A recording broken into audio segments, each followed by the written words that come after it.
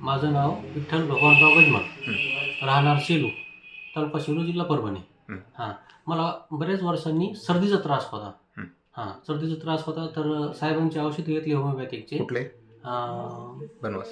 बनवस. हं. हां, साहेबांची औषधं घेतल्यानंतर हं. पहिल्याच डोसमध्ये मला खूपच फरक पडला. परत बसला म्हणजे काही नाहीच, तेव्हापासून सर्दीच नाही काहीच. बरं, तुम्ही कोणाकडे स्वामी डॉक्टरकडे दाखवलं का? हो, डॉक्टर स्वामी.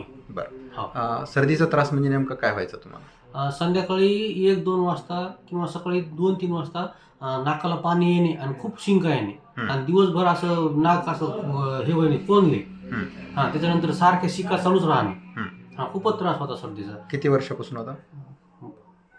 बऱ्याच वर्षांनी त्रास आहे, खूपच वर्षांनी. कमीत कमी एक 5-7-8 वर्षांनी त्रास आहे. 7-8 वर्ष. हो, आणि परत तोंडाला काहीच चव लागत नव्हती. खाल्लेलं अन्न काहीच चविष्ट लागत नव्हतं बरं. सर्दीमुळे. बरं. हो. मग तुम्ही 1 महिन्याचा होमिओपॅथिक इलाज डॉक्टर स्वामीकडे बनवासला घेतला. हो. तुम्हाला काय फरक पडला?